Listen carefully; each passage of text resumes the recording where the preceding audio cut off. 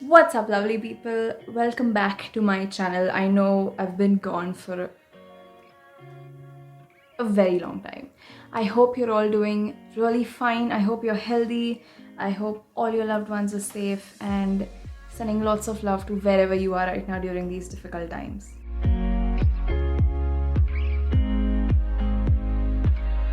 So I have 5 to 6 pretty useful tips for you today, and let's not procrastinate and just jump right into the video.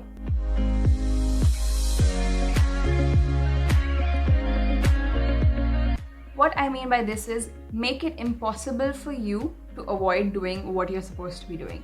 For example, I want to clean that cupboard, that drawer, and a shelf below in that one. I look at it every day, look at the cupboard, and since it's closed, I'm not motivated to open it up and clean it because I'm not getting a direct view of the mess inside. So what you can do to set yourself up for success is make a bigger mess of everything that you need to do.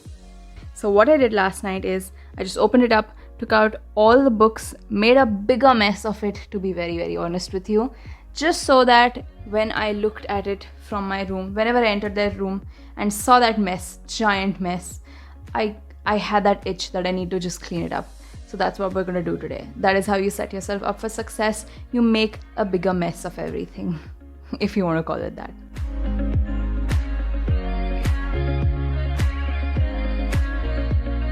You're trying to eliminate excuses for you to do it, and you're trying to find trigger points that actually get you to do something that you've been procrastinating doing for a very long time.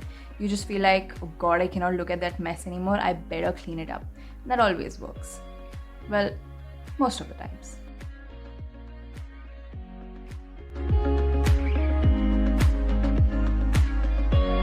Since a lot of us are working from home now, it's important to dedicate a specific space in your house purely for working. We all know what happens when we try to work on the bed for too long, right?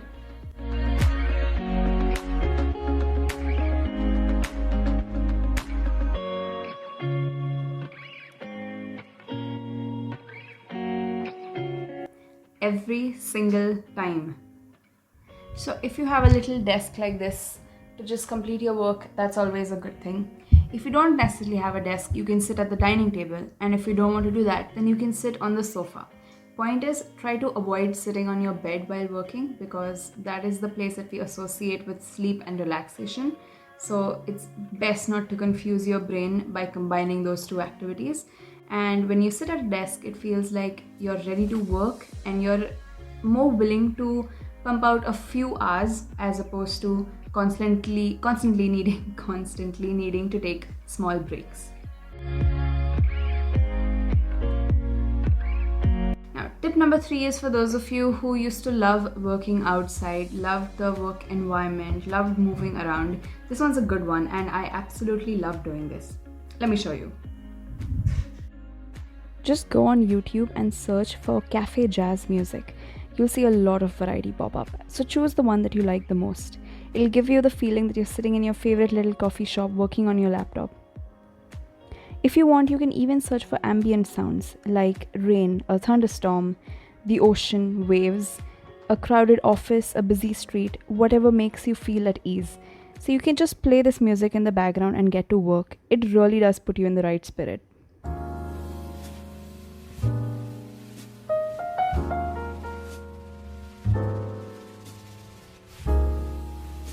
Being productive doesn't necessarily mean physically doing something.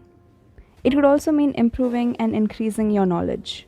So when you're kind of tired but you still want to do something productive, just go online and search for fun courses that you can take. You have a lot of sites like Coursera and Udemy and edX. They have a lot of variety for everyone.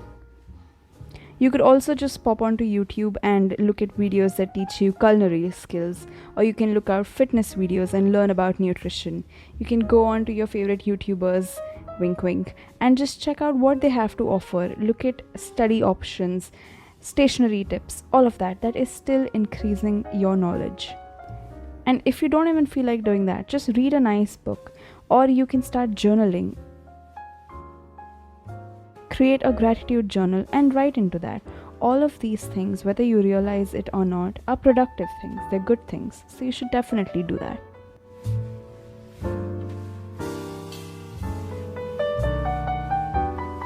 Okay, so now I want to talk about tip number 5, which is, in my opinion, the most important tip of them all. I don't know whether it's because we see people doing this online or because we read about it or it's because what we're told, but we constantly think that we have to be productive all the time. We believe that once we wake up, it's go, go, go, and before you sleep, you have to have finished everything that you had planned for the day, because if not, then you are not productive, you're slacking, and everyone else is doing their share, but you're not doing your own. But have you ever realized this, that if you go straight for 5 days, working non-stop, not taking any time to rejuvenate, not taking any rest time, you are not going to be able to continue on day 6 and day 7. Or even if you could stretch a little further, you're going to have a breakdown. We refer to it as a burnout, and that is absolutely going to happen to you, because along with taking care of your work, you have to take care of your body, of your mind. You have to rest, you have to rejuvenate, you have to feel fresh again. Because if not, your productivity actually goes on a decline. It's not about how many hours you log in. It's about the actual quality of work that you're delivering. Look at working out, for example. They say that if you walk for an hour at a moderate pace, you'll burn fewer calories than if you do a 15-minute HIIT workout. I'm just using this example to show that you may go for an entire week working non-stop, but are you really being productive? Or are you so exhausted that you're actually working for just a few hours, but you tell everyone that, oh, I'm busy because I'm doing something, I need to get something done. So what I'm trying to say here is, it's important to know that in order to be productive, you have to learn to take a break and rest.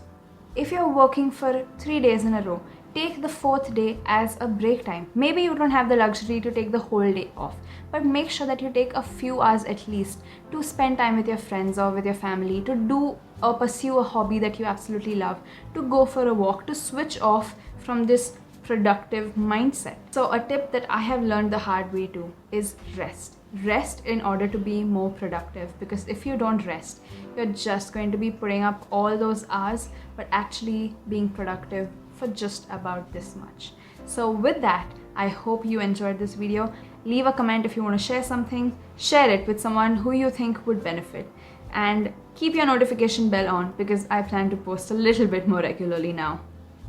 Fingers crossed. So with that, I'm signing out. Thank you.